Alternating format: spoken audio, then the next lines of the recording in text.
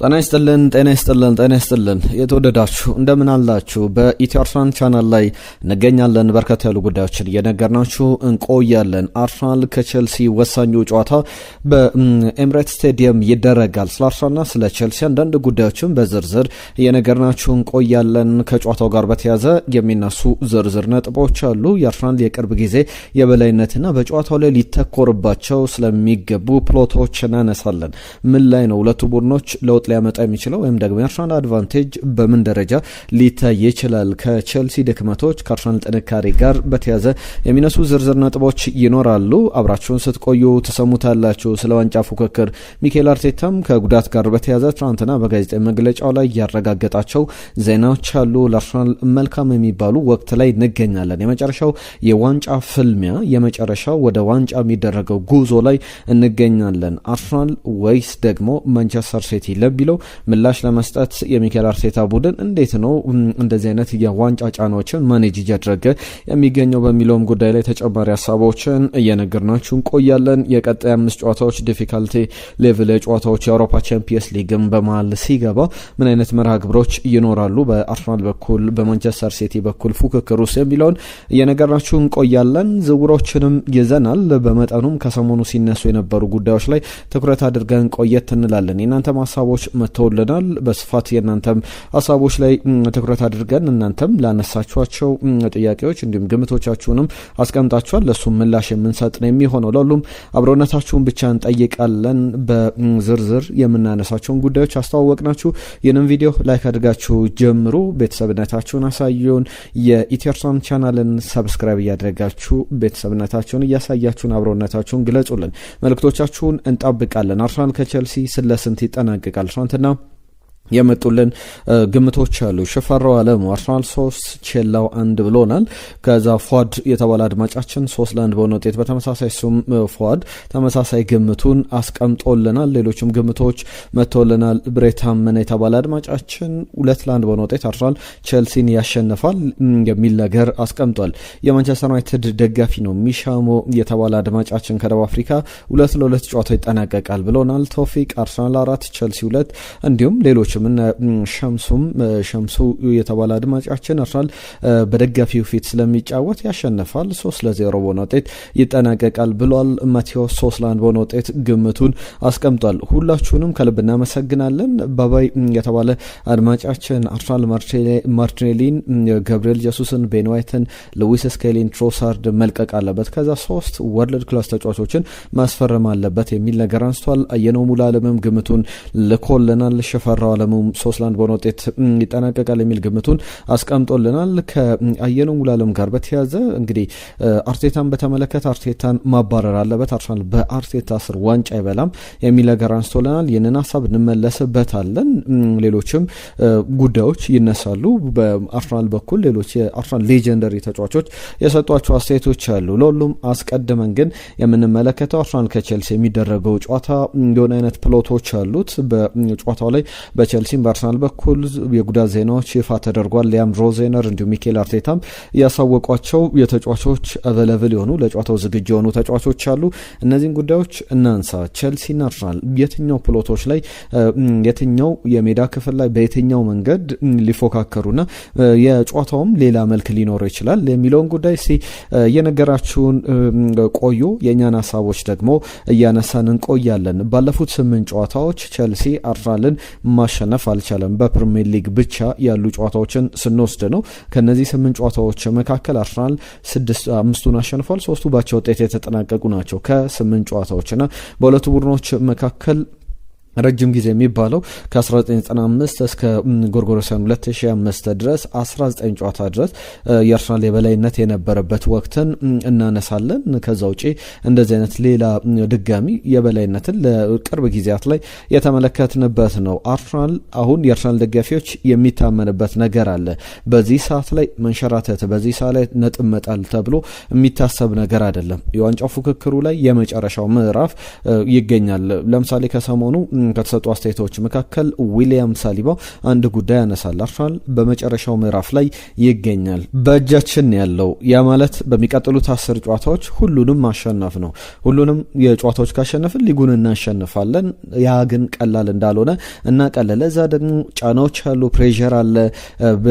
የዓለማችን ምርጡ ሊግ ላይ ነው እየተጫወትን የምንገኘውና ያለንን ነገር ለዚህ እንሰጣለን የሚል ለአርሰናል ደጋፊዎች እንግዲህ ልብን የሚያሞቅ አይነት አስተያየት ዊሊያም ሳሊባ ሰጥቷል። እንዳለው ነው በአርሰናል እጅ ነው ያለው የዋንጫ ፉክክሩ ላይ ፕሪሚየር ሊጉን ለማሸነፍ የሚቀጥሉትን 10 ጨዋታዎች ማንቸስተር ሲቲ 11 ጨዋታ አለው፣ አርሰናል 10 ጨዋታዎች አሉት። እነዚህን 10 ጨዋታዎች ማሸነፍና ማሸነፍ ብቻ ነው በአርሰናል በኩል የሚጠበቀውና ያ በደንብ ሊገለጽ ሊነሳ የሚችል ጉዳይ ነውና በዋንጫ ፉክክሩ ላይ መንሸራተት ነጥብ መጣል ብሎ ነገር እንደሌለ በደንብ በአርሰናል በኩል የሚታመን ነው ብዬ አስባለሁ። ሚኬል አርቴታም የአርሰናል ተጫዋቾችም በዚህ ወቅት ላይ የቼልሲ ጨዋታ አቻ እንኳን እንደ ቅድሚያ ወይም ደግሞ ባቻ ጨዋታው እንዲጠናቀቅ የሚፈለግበት አይደለም፣ ማሸነፍና ማሸነፍ። ሚኬል አርቴታ ለአራትዮሽ ዋንጫ አርሰናል እየተጫወተ ነው። እንዴት ነው አራትዮሹንም ዋንጫ እናሸንፋለን ብለህ ታስባለህ ወይ ሲባል የቡድኑን ጫና ገለል ለማድረግ እንደዛ አላስብም ብሎ ነው ያስቀመጠው። ነገር ግን ምንድነው ማድረግ የምንችለውን ብዬ እመለከታለሁ። በየውድድሩ ላይ በፕሪሚየር ሊግ፣ በካራባኦ ካፕ፣ በኤፍኤ ካፕ፣ በቻምፒየንስ ሊግም ላይ እስከ ውድድሮቹ መጨረሻ ላይ መጓዝ። ለምሳሌ በካራባኦ ካፕ ላይ እንዳደረግ ነው ለፍጻሜ መገኘት። በፕሪሚየር ሊግ ላይም እስከ መጨረሻ ሳምንታት ድረስ ጌም ባይ ጌም ማኔጅ ያደረገን ጨዋታ በጨዋታ እያሸነፍን እስከ ፍጻሜው እስከ መጨረሻው ድረስ ፕሪሚየር ሊጉን አሸነፋቸዋል እስክንባል ድረስ መጓዝ ነው ብሎ ያስቀምጠዋል። በካራባኦ ካፕ እንደነበረው በኤፍኤ ካፕም ተመሳሳይ ነገር፣ በቻምፒየንስ ሊግም ተመሳሳይ ነገር ይጠበቃል። ስለ ቻምፒየንስ ሊግ ትናንትና ሰፊ ቪዲዮ ሰርተናል። የሌቨርኩሰንን ጨዋታ ያከናውናልና የአርሰናል የዋንጫ ሩቱ ከ91 ቀናት በኋላ በሚደረገው የቡዳፔስት የፍጻሜ ጨዋታ ላይ ከድፍን 3 ወራት በኋላ ግንቦት 22 ቀን ላይ ይደረጋልና በዛ የቡዳፔስት ጨዋታ ላይ በጣም በሚያስገርም ሁኔታ አርሰናል ወደ ፍጻሜው ለማለፍ መንገዱ በሙሉ የተመቻቸለት አልጋ ባልጋ እንደሆነ ተመልክተናል። ሌሎች ውድድሮች ላይ ግን ምናልባት የፕሪሚየር ሊግ የዋንጫ ፉክክሩ ላይ ቀጣይ ያሉ መራግብሮች ወሳኝነት አላቸውና አሁን በጣም በጥሩ መንገድ በፖዚቲቭ መንገድ ጨዋታውን መጀመር ይኖርበታል። ማንቸስተር ሲቲ እየተከተለው ነውና አፎርድ ያደርገውም በዚህ ሰዓት ነጥብ መጣልን። ቸልሲም ደግሞ በቻምፒየንስ ሊግ ቦታ ላይ እየተፎካከረ ይገኛል። አስቶን ቪላ ነጥብ ጥሏል እና ማንቸስተር ዩናይትድ፣ ሊቨርፑል ደግሞ በጣም በጥሩ አቋም ላይ በቅርብ ጨዋታዎች ላይ በደንብ ትንቅንቁን አጠናክረው ቀጥሏልና ለዛ መንገድን የሚከፍት ቡድን አይደለም። እንዳልኩት ነው የጨዋታ ዲፊካልቲ ሌቭሎች ይነሳሉ። የአርሰናል ቀጣይ ጨዋታዎች የትኞቹ ናቸው ብለን እንመልከትና በፕሪሚየር ሊግ ብቻ ያሉ 6 ጨዋታዎችን እንመለከታለን። አጠቃላይ ግን የማንቸስተር ሲቲን ፊክስቸሮች በቀጣይ ስንመለከት እስከ የኤፍኤል ካፕ እንዲሁም የማንቸስተር ሲቲና አርሰናል የፕሪሚየር ሊግ ግንኙነት ድረስ ያሉ ጨዋታዎችን ስንመለከት ማንቸስተር ሲቲ የሚጫወተው ከሊድስ ጨዋታ በኋላ ኒውካስል ዩናይትድ፣ ከኒውካስል ዩናይትድ በኋላ በማል ሪያል ማድሪድን፣ ከሪያል ማድሪድ በኋላ ዌስትሃም ዩናይትድ፣ ከዌስትሃም ዩናይትድ በኋላ የኒውካስል ዩናይትድ የፕሪሚየር ሊግ ጨዋታ አይደለም፣ የዚህ የኤፍኤ ካፕ ጨዋታ ነው። ከዛ ውጪ ኒውካስል ዩናይትድ፣ ሪያል ማድሪድ፣ ዌስትሃም ሪያል ማድሪድን ድጋሚ ይገጥማል፣ ከአርሰናል ጋር ይጫወታል፣ ቼልሲን ይገጥማል፣ ድጋሚ ከአርሰናል ጋር ደግሞ በፕሪሚየር ሊግ ይገናኛሉ። የመጀመሪያው የአርሰናል ጨዋታ የዚህ መጋቢት 13 ቀን የሚደረገው የካራባኦ ካፕ የፍጻሜ ጨዋታ ነው። ስለዚህ ጨዋታ አስፈላጊነት ብዙ ብለናል። የማንቸስተር ሲቲን መራግብር ካነሳን የአርሰናልን መራግብር ስንመለከት ማንስፊልድ ታውንን ይገጥማል። ከዛ በኋላ ከዚህ የቼልሲ ጨዋታ በኋላ ማለት ነው ሌቨርኩሰን ይመጣል። ከሌቨርኩሰን በኋላ ኤቨርተን፣ ከኤቨርተን በኋላ ዳግም ሌቨርኩሰንን በሜዳው የሚገጥምበት ጨዋታ አለ። ወደ ኤምሬትስ ስቴዲየም ጨዋታው ይመጣል። ሲቲ፣ ቦርመዝ ከዛ በተጨማሪ ድጋሚ ማንቸስተር ሲቲን ይገጥማል። በፕሪሚየር ሊግ ብቻ ያሉ ፊክስቸሮችን ስንመለከት ለምሳሌ ከቼልሲ ጋር ሲነጻጸር ቼልሲ በሚቀጥሉት 5 ጨዋታዎች አንድም ከአርሰናል ጋር የሚያደርገው ጨዋታ ነገሩን ከበድ ያደርግበታል። በዚህ በሊጉ የፊክስቸሮች ዲፊካልቲ ሌቭል ላይ የሚነሳው ነው። ቼልሲ ከአርሰናል ጋር በነጥብ ልዩነቱ በአጠቃላይ ሂደቱ ብዙ ርቀቶች እንደሌላቸው መናገር ይቻላል። የ2025/26 የውድድር ዘመን ቀጣይ 5 ጨዋታዎችን ስንመለከት የሊጉ በጣም ከባድ ጨዋታ የቼልሲ መራግብሮች ነው። አርሰናል ደግሞ ከቼልሲ በመቀጠል ቀጣይ 5 ጨዋታዎች ላይ ከባዱን ፊክስቸሮች ያከናውናል። ቼልሲ ከዛ በኋላ ብራይተን፣ ከብራይተን በኋላ ኤቨርተን፣ ከኤቨርተን በኋላ ቦርመዝ፣ ከቦርመዝ በኋላ ማንቸስተር ሲቲ። እነዚህ የሊግ መራ ግብሮች ላይ በጣም ከባድ የሚባሉ ናቸው። በአንጻሩ ደግሞ ስንመለከት ማንቸስተር ሲቲን ስናይ ሊድስ ዩናይትድን፣ ኖቲንጋም ፎረስትን፣ ዌስትሃም ዩናይትድን፣ ክሪስታል ፓላስን እንዲሁም ደግሞ ቼልሲን የሚገጥምባቸው ቀጣይ 5 ጨዋታዎች ይጠበቃሉ እና ስለዚህ ለአርሰናል ቀጣይ 5 ጨዋታዎች የፈተና ናቸው እንደተባለው ሁሉ ከ20 የፕሪሚየር ሊግ ቡድኖች መካከል ሁለተኛው ከባዱ መራ ግብር የያዘው ቡድን ነውና እንደዚህ የባለፈው የቶትናም ጨዋታን እንደተወጣው ይህንንም ጨዋታ በደንብ በጥሩ ብቃት መወጣት አለበት የሚለው የሚነሳ ነው። ለአርሰናል እንደ ትልቅ አድቫንቴጅ የሚታየው ከቼልሲ ጋር በሚኖረው ጨዋታ ላይ በለንደን ደርቢ ላይ ያለው የበላይነት ነው። ሚኬል አርቴታ በለንደን ደርቢ ላይ ፍጹም የበላይነት አለው። 70ኛ ጨዋታውን የሚያደርገው ከቼልሲ ጋር። ከዛ አስቀድሞ ግን 69 መራ ግብሮች ላይ ያሉ በጣም ጥሩ ጉዞዎች አሉ። በእነዚህ 69 መራ ግብሮች ላይ 42ቱን ሚኬል አርቴታ አሸንፏል። 60.9% በለንደን ደርቢ ያሉ ጨዋታዎችን ያሸንፋል። ከ50 በላይ ጨዋታዎችም ካደረጉ አሰልጣኞች መካከል ፖይንት ፐር ጌም ስንወስድ ወይም የማሸነፍ ሬሾውን ስንወስድ የሚገርም ነው። ለምሳሌ ጆዜ ሞሪኒዮን፣ ማውሪሲዮ ፖቼቲኖን፣ አርሰን ቬንገርን፣ ሃሪ ሬድናፕን በእጅጉ ይበልጣቸዋል። ለምሳሌ የቅርቡ በጣም ቅርብ ርቀት ላይ ያሉት 70 ጨዋታዎችን አድርገው ጆዜ ሞሪኒዮ 42ቱን ጨዋታዎች አሸንፏል። 60% የማሸነፍ ክብረ ወሰን አላቸው። ሚኬል አርቴታ 70ኛ ጨዋታው ላይ ይገኛልና 69 ጨዋታዎችን አድርጎ 42ቱን የማሸነፍ ቁጥሮች አሉት። ያ ማለት ከጆዜ በመጠኑም ቢሆን ቁጥሩ የተሻለ ነው። ይህንን ጨዋታ ደግሞ ሲያሸንፍ ከጆዜም ከሌሎችም አሰልጣኞች የበለጠ ቁጥሩን አሳድጎ ይቀጥላል። ከ2022/23 የውድድር ዘመን ጀምሮ ለንደን ደርቢ ላይ አርሰናል በ44 ጨዋታዎች መካከል በ42ቱ ግብ አስቆጥሯል። 2 ጨዋታዎች ላይ ብቻ ግብ አላስቆጠረም። እሱም ከዌስትሃም ዩናይትድ ጋር ዲሴምበር 2023 እንዲሁም ደግሞ ባለፈው ዓመት ፌብሩዋሪ 1 ላይ የተደረገው 2025 ላይ የተደረገ ጨዋታ ነው። ከዛ ውጪ ሌሎቹ ላይ ፍጹም የበላይነት አለው። ቼልሲ አሁን ተስፋ እያደረገ የሚገኘው እንደዚህ አይነት የዲሲፕሊን ቅጣቶችም እንዳይኖሩበት ነው። የዲሲፕሊን ቅጣት ስንል የዚህ ከቀይ ካርድ ጋር በተያዘ ነው። በፕሪሚየር ሊጉ 6 ቀይ ካርዶችን ተመልክቷል። አንደኛው የመጀመሪያው ዙር ላይ የሞይሰስ ካይሴዶ ቀይ ካርድ እንደሆነ ይታወቃል። በሁሉም ውድድሮች ደግሞ ስናነጻጽረው ከየትኛውም የፕሪሚየር ሊግ ቡድን እጥፍ ቀይ ካርዶችን የተመለከተ ቡድን ነው። አርሰናል ደግሞ በዚህ የሚታማ አይደለም፣ ጥሩ ተሻሽሏል። ባለፈው ዓመት መጠነኛ የአርሰናል ችግር እንደዚህ የቀይ ካርድ መውጣት ነበረ።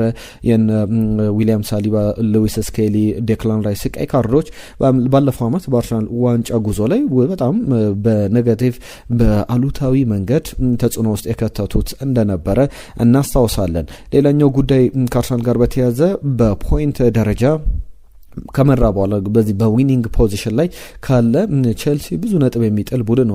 ወደ 19 ነጥቦችን ጥሏል። በ10 አቻ ወጥቷል። ከዛ በተጨማሪ ሌሎች 9 ነጥቦችን ደግሞ በሽንፈት ያጠናቀቀበት እየመራ ማለት ነው። አርሰናል ደግሞ በቅርብ ጨዋታዎች ላይ ምናልባት እንደዚህ አይነት መጥፎ ቁጥሮችን አስመዘገበ እንጂ የማንቸስተር ዩናይትድ ጨዋታ ጀምሮ ከዛ በፊት በነበሩ ጨዋታዎች ላይ 6 ነጥቦችን የጣለባቸው ያቻ ውጤቶች አሉ። በአጠቃላይ አርሰናል 9 ነጥብ፣ ቼልሲ 19 ነጥቦችን ሲጥል አርሰናል በሊጉ ላይ እየመራ ብዙ ነጥብ የማይጥል አይነት ቡድን ነው። ቼልሲ አሁን በደጋው ጨዋታ ላይ ቢመራም እንደሚደረስበት እንደዚህ አይነት ቁጥሮች አርሰናል ያንን ውጤት ቀልብሶ እንደሚያሸንፍ የሚጠበቅ ነው። ዋነኛው ጉዳይ ግን የቪክተር ዮኬሬሽ ጉዳይ ነው። ቪክተር ዮኬሬሽ የአርሰናል መለያውን ለብሶ የሚገርም ብቃት ያሳየበት የለንደን ደርቢን በቶትናም ሆትስፐር ስቴዲየም በነበረው ጨዋታ ላይ ተመልክተናል። በኤምሬት ስቴዲየም ይህንን ብቃት ይደግማል ወይ? ለአርሰናል በጣም ኪ የሚባል ቁልፍ የሚባል ምዕራፍ ላይ ይገኛልና የሱ ብቃት በጣም ወሳኝነት አለው። የእናንተን ግምቶች ላኩልን። አርሰናል ከቼልሲ ስለስንት ይጠናቀቃል? 62.8% ጨዋታውን የማሸነፍ ቅድሚያ ግምት አርሰናል አግኝቷል። ቼልሲ 17% የማሸነፍ ቅድሚያ ግምት ተሰጥቶታል። ቼልሲ እንዳልኩት ነው ቅድም ባለፉት 8 ጨዋታዎች በፕሪሚየር ሊግ ላይ አርሰናልን አንድም ጊዜ አላሸነፈም። በ5ቱ ተሸንፏል። በ3ቱ አቻ ውጤት ነው የተመዘገበው። በጣም የሚገርም የአርሰናል ልዩነትን በጣም ሚስማች ወይም ያለመመጣጠን ያለበት ጨዋታ ነው በሚል እየተቀመጠ ይገኛል። አርሰናል እንግዲህ በዚህ ጊዜያት ላይ ከ25 የለንደን ደርቢ ጨዋታዎች ላይ በቅርብ ጨዋታዎች 25ቱን ጨዋታዎች ብንመለከት አንድ ጨዋታ ብቻ የተሸነፈበት ነው። 18ቱን አሸንፏል። ፍጹም የበላይነት ያለበት ጨዋታ ዛሬ ይደረጋል። ከጉዳት ዜናዎች ጋር በተያያዘ ሚኬል አርቴታም ሌሎች ሀሳቦችን አንስቷል። ለምሳሌ ከቶትናም ጨዋታ በኋላ እንዴት ነበረ የቡድኑ ስሜት ቶትናም እንደዛ ካሸነፈ በኋላ በሚል ተጠይቆ ነበረ። በፖስት ወልቭስ ጨዋታ ከነበረው ጨዋታ ሲነጻጸር ሲል ጋዜጠኞች ጠይቀውት ነበረ። ሚኬል አርቴታም ብዙ ጊዜ ያን ያክል እንግዲህ ትልቅ በጣም ሞቅ አይለንም፣ በጣምም አይከፋንም። ሁል ጊዜ ባላንስ ለማድረግ በተቻለን አቅም ስቴብል ለመሆን እንሞክራለን። በኔ ፐርስፔክቲቭ እንደዛ ነው። ፐርፎርማንሶችን እንገመግማለን፣ ነገር ግን ፖዚቲቭ የሆኑ ነገሮችን ሁሌ ለመፍጠር ጥረት እናደርጋለን ብሏል።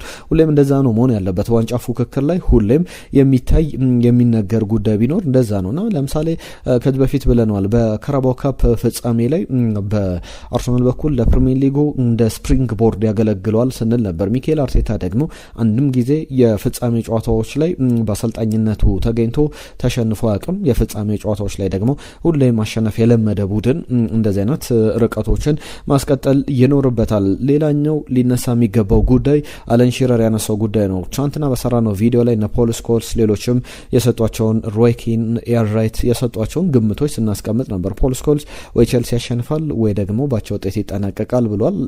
ፖል ስኮልስ የአርሰናል ፍጹም ጠላት ነው ብሎ መናገር ይቻላል። አለን ሺረርን ስንመለከት አርሰናል ኦቨር ፓወር ማድረግ ይችላል ቼልሲን በተለያየ መንገድ። በጣም ክሩሻል የሚባል የለንደን ደርቢ ጨዋታ ነውና እንደማምነው ከሆነ ሁሉም ነገር በቶትናም ጨዋታ ላይ ከተመለከትነው አንጻርም አርሰናል እንግዲህ ከቼልሲ ተመሳሳይ ፊክስቸር አይነት ይሆናል። ኦቨር ፓወር ቼልሲን ያደርጋል ብዬ አስባለሁ። በጣም ቱማች ፓወር አላቸው። በጌሙ ላይ ብቃቱን በዛ ደረጃ ላይ ማሳየት ይችላል። በቼልሲ ባክላይን ላይ በተከላካይ ስፍራው በቼልሲ ተከላካይ አማራጮች ላይ ደግሞ እምነትም የለኝም የሚል ሀሳቡን አካፍሏል። ያም በስፋት እየተነገረ እየተነሳ ያለ ጉዳይ ነው። ከአርሰናል ጋር በተያዘ እነዚህ በጣም በግልጽ የተቀመጡ ዝርዝር ጉዳዮች ናቸው። ለሁሉም አርሰናል ከዚህ ጨዋታ በጣም አስፈላጊ 3 ነጥብ ይዞ መውጣት አለበት።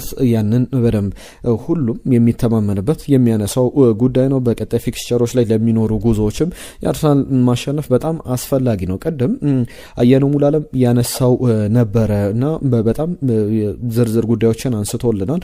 የዘውትር አድማጫችን ነው። እመኑኝ አርሰናል እንግዲህ አርሰናል አርቴታን መጀመሪያ ማባረር አለበት። በአርቴታ ዋንጫ አያሸንፍም። ወጣቶች ላይ እምነት የለውም። አሻግሮ የሌሎችን ክለቦች ምርጥ ተጫዋቾች ከማየት ውጪ የአካዳሚ ልጆችን እያየ አይደለም። እነ አንድሬ በርታም ተጫዋቾችን እንዳያስፈርሙ ትልቅ እንቅፋት ሆኗል እያለን ይገኛልና ምን ታስባላችሁ በዚህ ሀሳብ ላይ? ሬይ ፓርለር ግን አንድ ጉዳይ ያነሳል። የቀድሞ የአርሰናል ሌጀንደሪ ተጫዋች ነው። ከዚህ በፊት ወደ ኢትዮጵያን በተደጋጋሚ መጥቶ ተመልክተነዋል። በአርሰናል በጣም ትልቅ አርሰናል ዋንጫ በሚበላበት ዓመታት ላይ ከነበሩ ወሳኝ ተጫዋቾች መካከል አንደኛው ሬይ ፓርለር ነው። ሬይ ፓርለር ከሚያነሳቸው ዝርዝር ሀሳቦች መካከል አርሰናል ጭራሽ ሚኬል አርቴታን ስለማሰናበት ማሰብ የለበትም። ዋንጫ ባያሸነፍ እንኳን ሊጉን ባያሸነፍ እንኳን ሚኬል አርቴታ በጣም ፕሬዠር ይኖርበታል።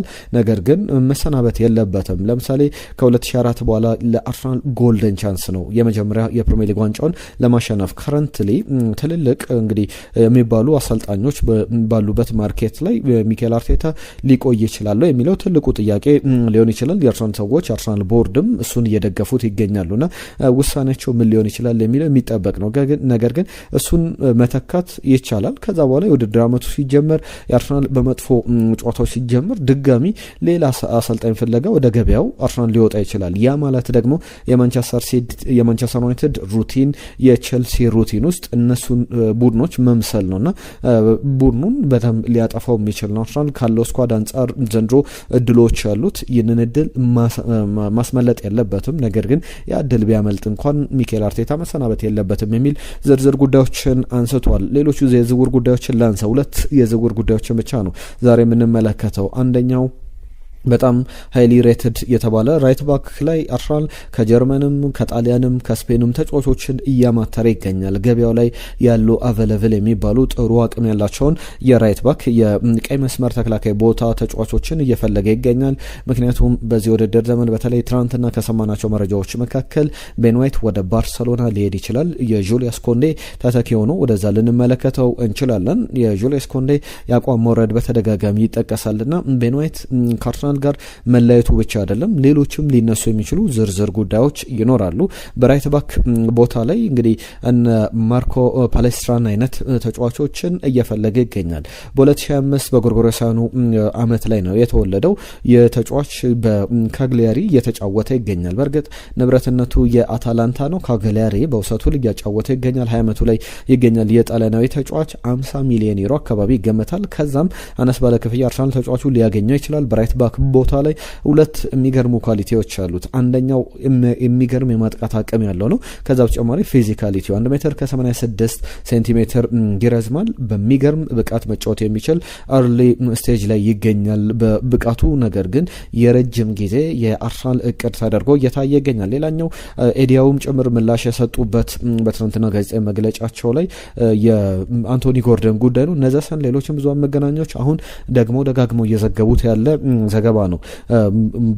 የዚህ የአንቶኒ ጎርደን ዝውውርን በተመለከተ ወደ አርሰናል የሚሄድበት እድል በጣም እየሰፋ ነው። አርሰናል 75 ሚሊዮን ፓውንድ አካባቢ ሊከፍል ይችላል። አንዳንዶች እንዲሁም አርሰናል ለረጅም ጊዜ የሚያስፈልገው አይነት 25 አመቱ ላይ ነው ለሚቀጥሉት 5-6 የውድድር ዘመናት አርሰናልን በደንብ ማገልገል የሚችለው አንቶኒ ጎርደን ነው። አርሰናል የተከፈለውን ከፍሎ ማምጣት አለበት ይላሉ። ኤዲያው ደግሞ ትኩረት ማድረግ ያለበት አሁን የውድድር አመቱ ነው፣ ሚድ ሲዝን ላይ ነው የምንገኘው። ስለዚህ አርሰናል ስለ አርሰናል የዝውውር ሩመር መስማት የለበትም፣ ያ ከዚህ ካምሮ ማውጣት አለበት ብለው ለተጫዋቹ ምክራቸውን ለግሷል። እኔ ማድረግ የሚችለው ነገር ያን ያክል ሊሆን ይችላል፣ ነገር ግን ትኩረት እንዲያደርግ ነው የምመክረው ብለው ሀሳባቸውን ይሰጣሉ። እንደዚህ አርሰናልን በተመለከተ እየተነሱ ያሉ ዝውውሮች ናቸው። የአንቶኒ ጎርደንን ዝውውር በተመለከተ እስከ 75 ሚሊዮን ፓውንድ ማግቢሶች ወይም ደግሞ ኒውካስል ዩናይትዶች 95 ሚሊዮን ፓውንድ ሊሉ ይችላሉ። እንደዛ ሊጠይቁበት የሚችሉት አይነት ተጫዋች ነው። ነገር ግን አርሰናል ይህንን ተጫዋች አምጥቶ ገብርኤል ማርቲኔሊን ሊሸጥ የሚችለው አይነት ተጫዋች ነው በሚል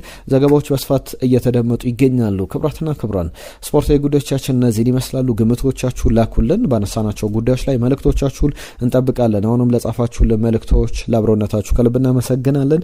በዚሁ እናጠናቀቃለን የዛሬን ቆይታችን። ስለ አብሮነታችሁ ለሰጣችሁን ጊዜ ከልብ እናመሰግናለን። ጤና ይስጥልን።